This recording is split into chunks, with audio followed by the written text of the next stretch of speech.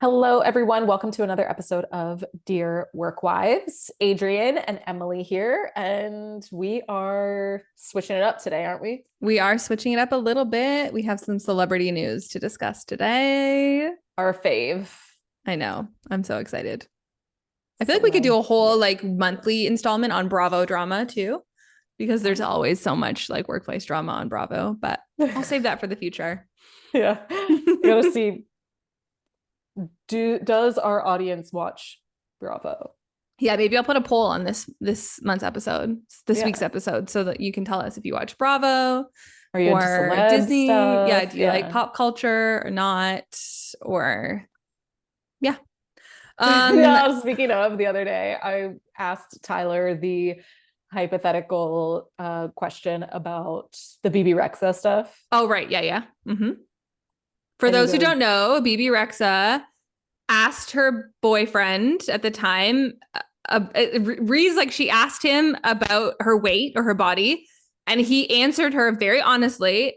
It's still very complimentary though, but he did answer her honestly that yes, you have gained weight and it has changed your body, and I find you still incredibly gorgeous and whatever. And so I was like, what would you ever ask Tyler that question? And if you did, what would you expect him to say? and he said, "What's a BB Rexa?" He said, Oh "What's my a?" God. He was like, "What is that? What are you even asking me?" So I had to explain. And then this weekend we were watching Sesame Street or something, and BB Rexa was on. I was like, "That's a BB Stop. Rexa." That's a Yeah, baby Rexa in the wild. yeah. That's so funny. But what did he say he would do is the real question. Not tell the truth. He would lie to you Yeah, because he's like, "What good does that do? Like, what good does me telling you if you already do?" know. Yeah. Yeah. I feel like it's like a rock and a hard place because if you tell me the truth, I'm going to be sad. But if you lie to me, I'm going to know you're lying. So My point is, I'm you just not just, going to ask a yeah, question. you don't ask this question. It's not really a thing. It's like a If you trap. can't take the answer, if Like you last really, night, yeah, Tyler and I were having a disagreement. Like, well, we were having an argument type of conversation. yeah, And at the end of the conversation, I was like, "So what are you going to go do now?" yeah. And he was like, "Is this a test?" And I was He like, knows, "No, actually, it's not a test, but I could see how it might be interpreted that way." right? I mean, listen, last night I Like, was I'm not trying trying on to new, test him. yeah, It's not no. going to end I'm well. not that I'm not that sneaky. I was trying on some new clothes last night and James was like, I came out and I was like, I think this one might be okay. Like, okay, that's what I said. I was like, I think it might be okay. Like I wasn't in love with it. And he was like, no. No, actually he was like, yeah, it's fine. And I was like, okay. I was like, but he's like, it's just not like it's not great. And Yeah. I was like, but it's like I've been struggling for clothes shopping. I was like, but it's Yeah. not awful. So it's not out of the running yet. And he's like, isn't it? Is it still in the running Yeah. though? Oh my God, I love him. He was like trying to be kind about it. That's what I mean. Like, and he was saying it's like it's the dress, it's not Yeah, you. It's just not. 100%. It's not giving what you want it to give, Emily. I was Yeah. like, And okay, I made you send a picture and he was right. It was not giving what we wanted it to give. You're so much more than what that dress was giving. So I could see where he was coming from. And sometimes I will ask Tyler for like my opinion or for his opinion on clothing, like that I'm yeah, wearing. And then I'm frustrated when he does tell me the truth, but I do want the truth. Like, right. but then I have to find something else. So I'm like, ah. I'm like If I annoyed. love it, I don't ask anyone's opinion Oh yeah, because I I'm wouldn't ask happy. him. Yeah, But but if if I'm I'm not sure, unsure, yeah, if I'm unsure, I'm asking him. And sometimes it's fine and he likes it. And other times he's like I remember one time, I think I was going to my brother's birthday party and it was like in the evening at a brewery, nothing like right, super fancy, but I don't have like a lot of like middle of the road nice, clothes. It's either right. That's like my I'm problem. wearing like a really nice dress or I'm wearing workout clothes. I'm like, Yeah, there's no in and between. so I came out and I was wearing like a floral bodysuit with jean shorts. And he was like, "You look like you're going to a pool day." And I was like, I am dang it. So I did change because that wasn't the vibe I was going going for for. it. Yeah, But it was annoying in the moment because even though he was right, it right. meant I had to find something else to wear. Mm-hmm. And that I was know. frustrating. So I did this to James the other time. Like he was getting dressed for golf, and I know it's golf, but whatever. And I like walked into the bedroom. I was like, oh, that doesn't go together. And then I was like, oh my God, I'm so sorry. Like, if you want to wear it, it's totally like, I was like, please forget I ever said that. But then he couldn't because I had straight up been like, that those don't go together. Yeah. Double standard. I was gonna say I probably would say something like that if we were going like out together For like family, like a date or something. like a date, or not even a date. Like if it was a date, I guess I would probably be like, interesting choice, but okay. Yeah. But if we're going on like a social gathering with other people for some reason, Right. I don't want him to embarrass himself, I guess. I don't really based on my own standards, not his. Yeah, based on I my did the same. standards. I do the same thing, you know. Yeah. And now that we're James just talking asks about me it, I'm all like, the "Ugh, time I if shouldn't do that." he's always asking like, what should I wear? What should I wear? And I'm like, I don't care, but now I know why. And sitting here, I know why. It's because I will walk into the room and be like, that doesn't go together. Right. You've trained And then I'm him that surprised he why needs he's to- asking me. So James, I am sorry because I know Yeah. you're listening because you're a very supportive husband, and I'm going to do better. Keep my mouth shut, or also not complain when you ask my opinion because Right. Can't get annoyed. right. Anyway, But wow, we hope therapy. that you can be more confident in your It really choices. didn't go together though. Like, I mean, I try to tell Kit that sometimes about her clothes. Oh my gosh. No. That is such a struggle when it comes to parenting is, you know, so many, I just let them pick whatever they want. And I'm like, but it doesn't look good. I know. And it's technically none of my business except for it is, because if there's going to be photos or something, I'm like, can you just wear like something a little bit cuter? You know, like Oakley will wear like basketball shorts and a stained t-shirt every day of his life if I let him, you know? Right. Like, no. Yeah, I try to, guide on things like picture day or stuff like that, but I am also just really trying. She just loves dresses right now, which is great because it's just like you pick So one easy. thing, we don't have to match anything. Yeah. But I'm just trying to embrace her style, like yes, it doesn't matter, as long as it's appropriate. I had a lot of control over what you were wearing for many years, and now you get to choose. And it's because at what point do I stop? I keep picking the outfits, Listen, I am deep in this with Lila, especially because now the question is it appropriate for the venue that we're going? Can you wear that to school? Can you wear that to like go have dinner with your grandparents? Like, who am I to decide what is and isn't appropriate? My kids' school dress code is very progressive. Like the only rules are like your butt has to be covered and your nipples have to be covered. Like literally it says. But like I thought for sure like no spaghetti straps, no crop tops. Like those are the rules I grew up with. So that's what I was like so used to. But those are not the rules that my kids have anymore. They're allowed to wear crop tops. They're allowed to wear crop tops. They're allowed to wear spaghetti straps. I'm like, she's 9, so I feel like I have like some age things in my brain that I'm like, I really struggle with what's air quote appropriate for a 9-year-old person to be wearing. Yeah. And I don't have the answer. And so it always makes me nervous to like say anything about what she's wearing because I grew up where like that would never fly. I know. I remember getting in trouble for like wearing spaghetti straps, but like, or shorts shorter than your fingertips, like that kind of stuff, Like, come on, just let me wear my spaghetti straps. Who cares? Right. Who cares if my bra, like I am like bra straps. Like I can't, it's impossible for me to cover my bra straps if I'm wearing anything sleeveless, tank toppy. You know what I mean? Like, I don't know. It's very strange. It's a weird world we live in now where I just don't know. I want her to have agency over what she wears, but I just grew up with such different rules that I have to really fight all the time. Yeah. Internally. Yeah. So I am a hot mess today. So it's okay. We're plugged in though. I'm not going to lose this. Don't mess it up. Yeah. I would never. Okay. Should we get into these celebrity stories? I think so. Cause we already started with BB, Yeah. So that was one. She wasn't a real work story, but no, but we're there. We talked about her. But we're her friend. Okay. So I found some good stories we need to talk about some celebrity HR workplace drama happening right now. And I'm sure that to many people, if you have it any old sort of news? interest in pop culture, this might be old news, but I don't really care. We're going to talk about it anyway. Because we're from the work perspective. From the work perspective. So the first story that we want to talk about is the Lizzo sexual harassment case. Oh my gosh, I'm so nervous. So I will put a link to the article in the show notes if you don't know what I'm talking about, or just so that you can see where the articles that I was reading from. But basically, two of her dancers are suing, have filed a lawsuit. Oh, three dancers have filed a lawsuit, claiming that touring with Lizzo meant working in overtly sexual atmosphere that subjected them to harassment.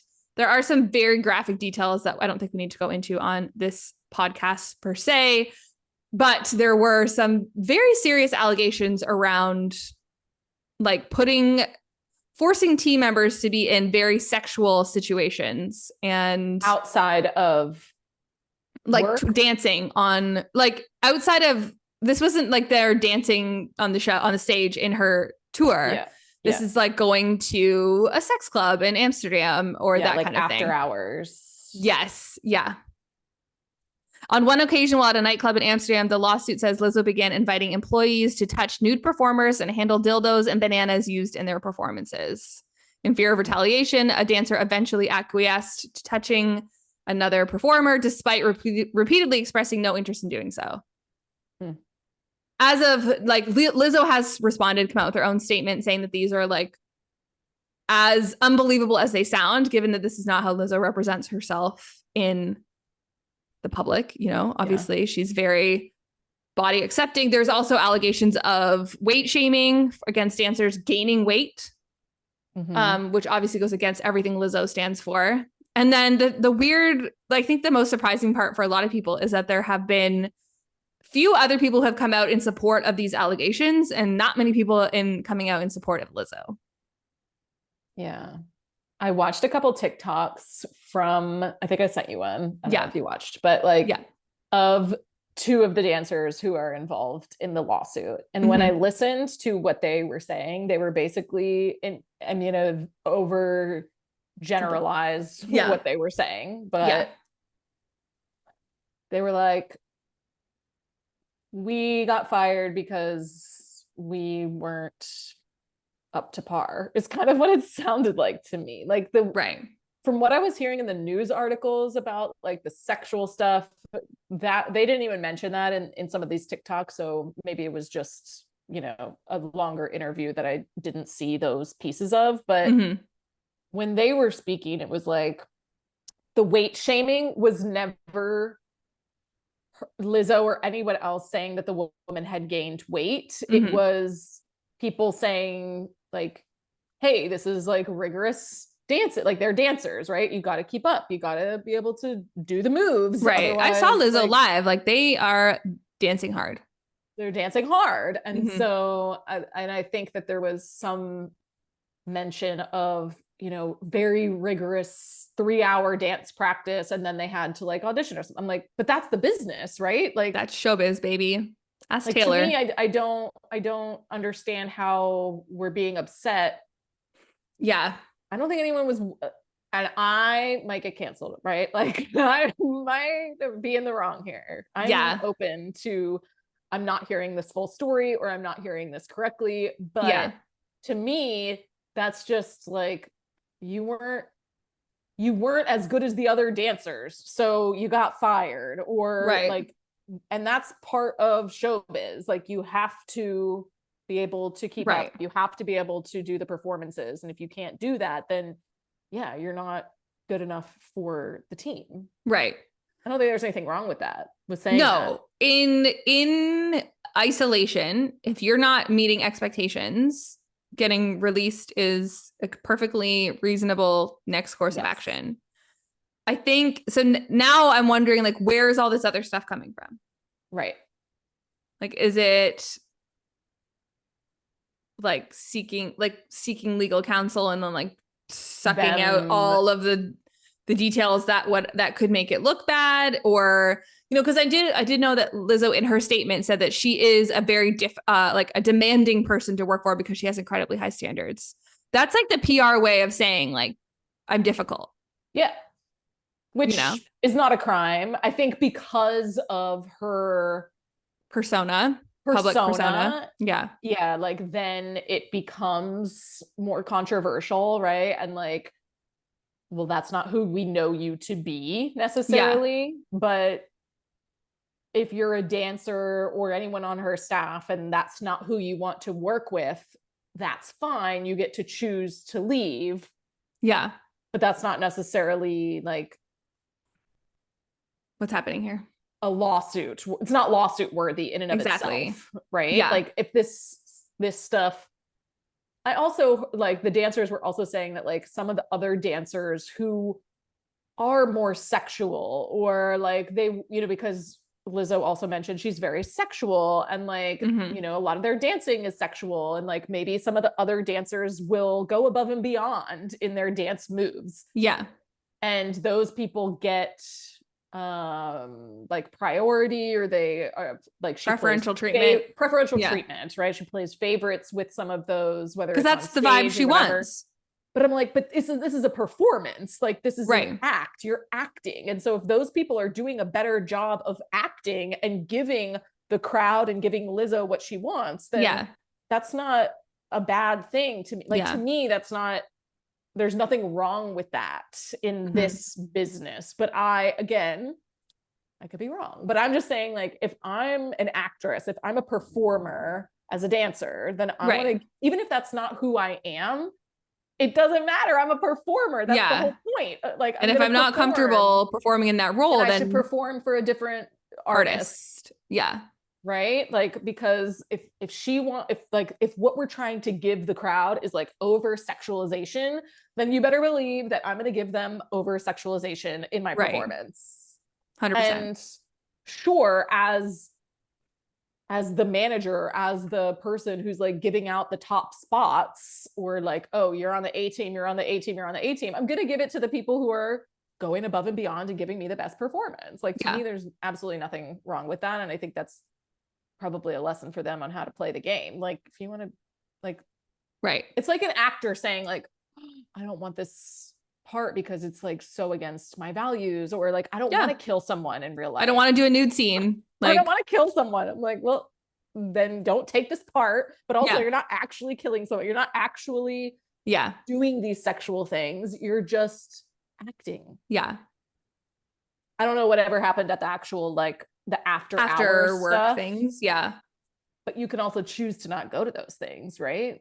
I mean, you can, and then if there's they're like, claiming like essentially like coercion or like peer pressure with threat of retaliation, then like, but I mean that's also subjective, or that's because they don't know, or you know, just a feeling that you had that you might get in trouble. I don't know. I would never want it to come across as like we're not in belief of people who claim. Yeah. It's not that. I just think that I think it's a messy situation, and I'm surprised that it got to this place like so public.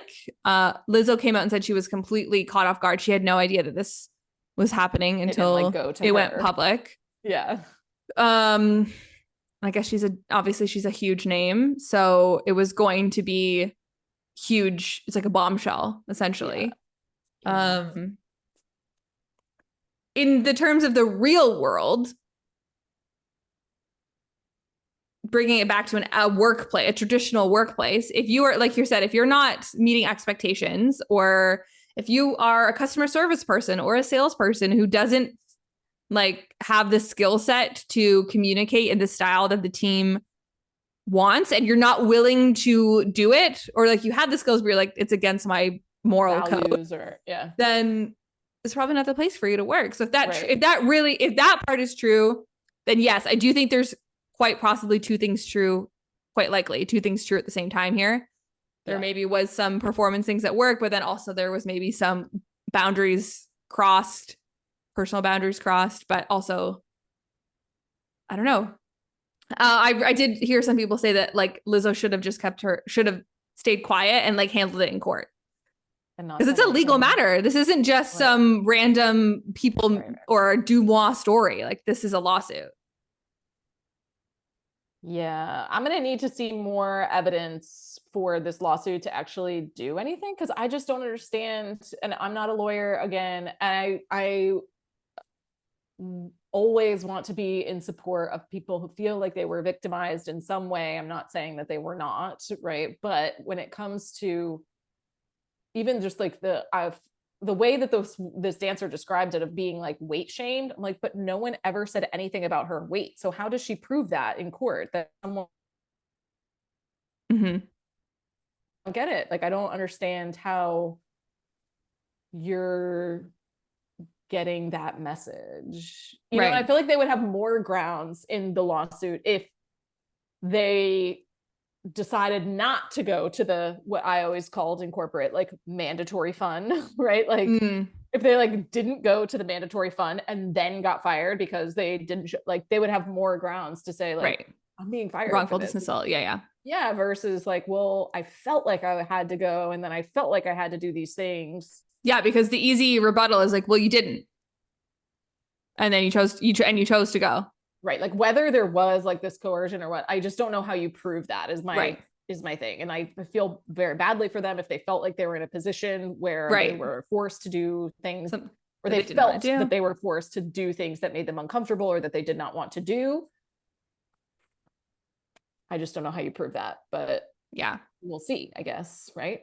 Yeah. We'll see what the outcome of this. I'm sure it's going to be a while. But I did And I hear think that people are she also like waiting for people on her team to say something positive, and we right. haven't heard anything. She So, did hire the same lawyer as Johnny Depp. oh, well, that's good for her. So we'll see. See what the outcome is. Yeah. That was another interesting news trial. I mean, that one's not work related, so we don't need to go into it, but Too complicated for it was me. wild. Yeah. Okay, next celebrity story. Taylor Swift says thank you to her Eras Tours workers by handing out massive checks. So, between her Santa Clara and LA stops, Taylor handed out $55 million in bonuses to her team, which like goals, if you ask me. Yeah. There there are obviously many people coming at her saying that, oh, it's not enough, this $1 billion tour, blah blah blah. Do you think Taylor Swift had $1 billion in her pocket? It's not enough. I actually hadn't read any of that. That's wild.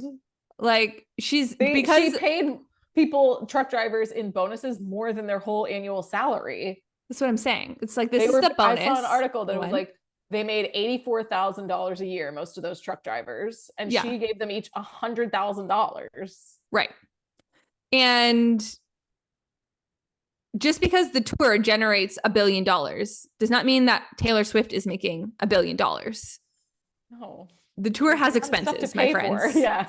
Like, How do you think she rents those stadiums out she for multiple has nights? 17 versions of the same dress in Roberto Cavalli, whatever, what, you know what I mean? Like, girl has some expenses to cover. Like, plus she's already paying for all the truck drivers' salaries right now This because is the they're bonus. working for her. This is a bonus. Yeah. Like, So, I don't hey, know people anyone who's just giving love to 100%, hate her. They just love 100% to hate her. bonuses.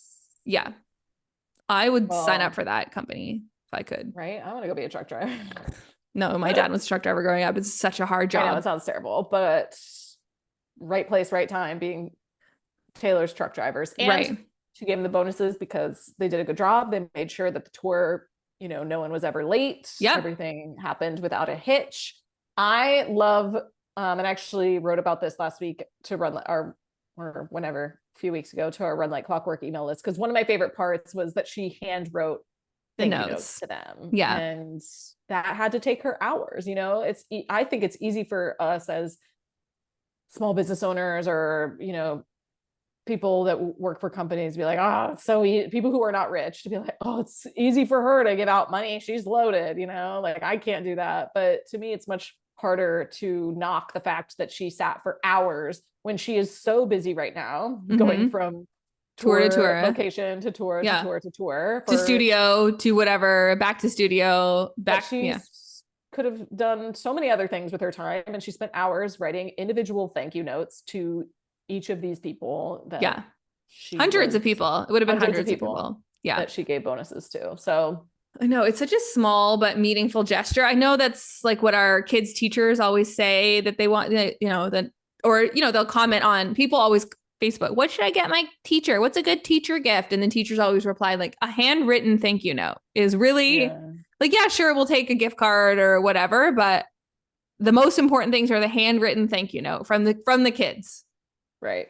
So we always make our kids write the handwritten thank you note and also a $50 Amazon gift card because they got school supplies to buy. But right, like that's how I feel about the bonus. Like, of course, they appreciate the $100,000 too, right? Yeah. Like, no one's gonna be upset about that. That definitely helps our opinion of Taylor as someone who's receiving a bonus. But absolutely, the note just like puts it over the top. So I know. I just think she's an example of, and I heard that her dad was the one hand delivering these notes to everyone. And it's just like, yes, this $1 billion brand is really this like small family business at heart, you know, like her dad's always there, her mom's always there, they're working, they're making it run, you know, and they're still appreciating all the people that work for them. So, and you know that her parents are divorced. Yes, but a lot of people think that they're not because they're always together. Right? I didn't know they were divorced until like not too long ago, and it actually broke my heart because like a couple years ago. But I was like, they're always together. Like, when she was an adult, right? Yeah. Like, oh my gosh, makes you wonder. She was already famous at that point. I'm sure that there's just like a lot that went into that. Not to blame it on Taylor, but I'm sure she blames it on herself. I'm sure she does. Yeah, I would. Okay, well, let's get to the point where Dear Work Wives is handing out $100,000 bonuses. I would love that. Perfect. I can write a thank you note. Me too. I love a good thank you note. Okay, employees yet, but I'll write a thank you note to you. Yeah, same. Perfect. Okay, the last celebrity pop culture story that I want to talk about today is the Love is Blind lawsuit. Have you heard about this one? Oh, I've heard like inklings about it, right? Okay. Like someone is suing them because they want the like, what's it called when you get money so there's a few things. They are looking for residuals. Residuals, yeah. Yes, which is, you know, a timely because of the SAG strike right now. Right.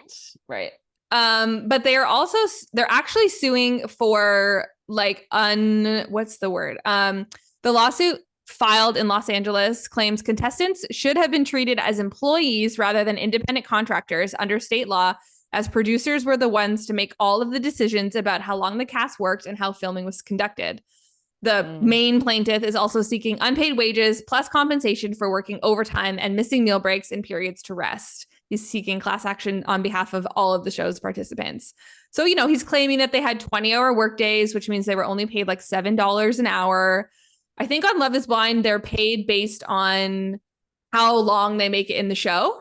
You know, It's only a 10-episode show. You know what I mean? So if you stay longer, you make more. Yeah.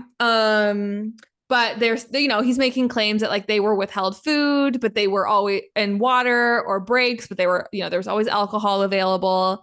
And then they're expected to work like a 20-hour day because they're always being filmed. So they're always working, obviously no residuals, and that they were, again, like I said, paid like in the wrong, they should have been employees because they had no control over their schedule. So I just thought. And this is like a lawsuit that would change the game for reality TV. 100%. Yeah. Right. Because if we had to classify everyone as an employee versus independent, because everyone in reality TV then would probably be more of a employee versus an independent contractor, because most of these people, they tell you where to be, when to be there. Yeah. And there's who to be friends with. Yeah. Like they're setting the schedule, not you, in terms of when they're filming you. Yeah. So yeah, I mean, sounds like a legal mess. I also wonder if like the location in which they're choosing these, because I know that like Love is Blind hasn't really filmed in California, which I know they have like the strictest independent contractor employee stuff. So I wonder if that even had some weight in terms of where they were deciding to film. Yeah, because they filmed in Chicago, Atlanta. and Seattle. Oh yeah. I think that's it. Maybe one more. I don't know if there's been 3 or 4 seasons, but Yeah, I don't know either. But yeah, that will be interesting to see how all of that flushes out for like reality TV moving yeah, forward. Because I don't think the residuals is like, yeah, it's not gonna I don't think happen. they're gonna make that much either. No, like pennies. I think because shows like this, like Love is Blind, they make a huge splash for like a month.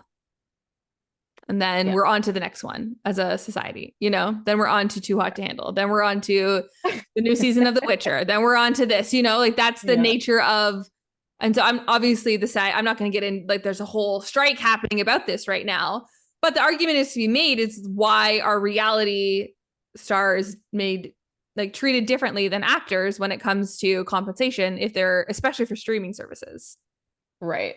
you Yeah, know? you should be paying them for, especially because a lot of those shows are like the biggest shows for That service. that service for a few months or whatever. Right. Like it's like the top show. So you know they're making money because of those shows. I know. I just think it's all fast. I just can't even like get into it because I'm not educated enough. But I do think the claim around employee versus independent contractor is a really interesting take. Right. Again, I don't think they filmed in Los Angeles, so, and I'm not a lawyer, but I do think for employers, it's definitely something to be mindful of, is that employee versus independent contractor distinction is really, really important. And if you are not careful there, you can open yourself up to a world of trouble.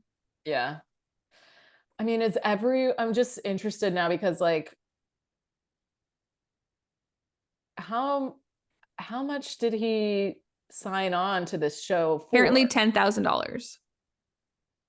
For the whole filming. He was like, Yeah. I mean, he said yes, right? But Right. how much did they tell him in advance in terms of like how many hours you're going to have to work? I guess that's sort of like, I don't know. Right. You do sign up for this. You sign this away when you're like wanting to be a reality star because Yeah.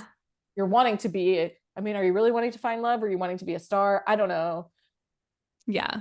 This is not like a long-term plan here versus even like a show like Real Housewives where you hope you're going to be on for seasons and seasons and seasons. You can make a career out of it. That's Yes. not the case with this show. No, it's like your one and done.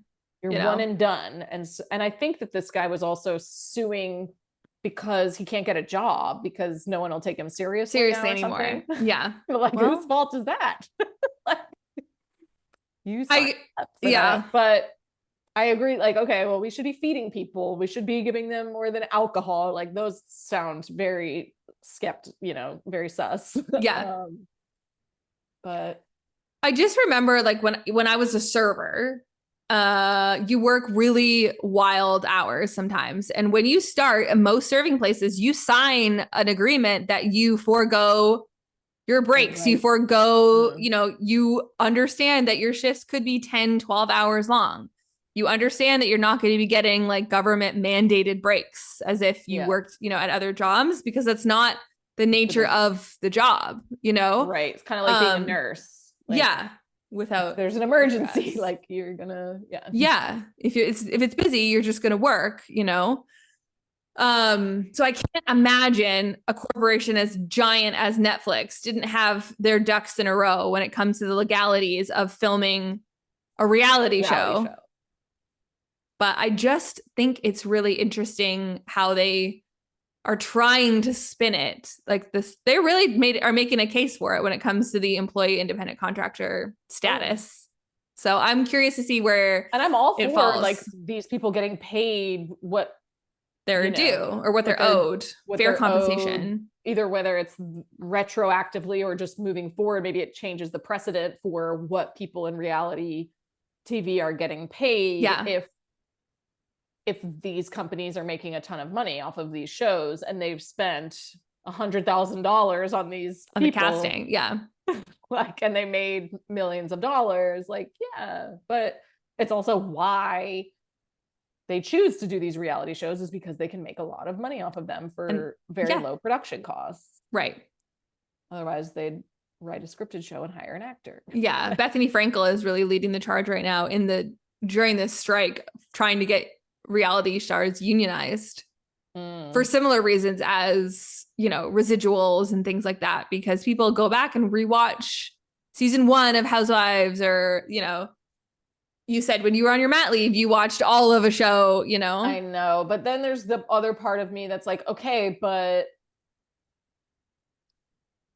these reality shows are giving them a platform that they never had before. And a lot of these reality stars are then turning that into, they're parlaying it into an opportunity for business, right? Yeah. Like they're starting their own products, or they're influencing, or lifestyle brands, whatever they're doing that they would never have had the opportunity for previously. And so it's kind of like, did you sign up? Like what? I don't know. Like I'm for them having rights, but I also, it's different than being an actor, because you literally had no talent and you came to this show for us to give you some sort of platform. Right. It's not like I'm an actor paying an actor, because the actor should have some sort of, that's their career, that's their talent, I'm paying them to do a good job, whereas I'm just paying to watch you, and you don't really have any talent. That's not why you're here. You're here because you're dramatic, or you're drama. And now I'm giving you a platform to then sell other things. Right. I think I can see how, I can see both sides of this. Yeah, it's very interesting, and I'm excited to watch it all play out. Because I'm a huge reality star. I'm not a star, a fan. I'm a huge reality star. I'm a huge reality star in my own life. I'm the star of my own life. So I'm a huge reality star. No, I'm a huge reality fan. So I'm excited to see how this all shakes out. You are a star. I know. My light went out. That's how much of a star I am. All right. Well, okay. Well, that's it. We'll see what happens with all these stories. We'll see you next Tuesday. We'll see you next Tuesday.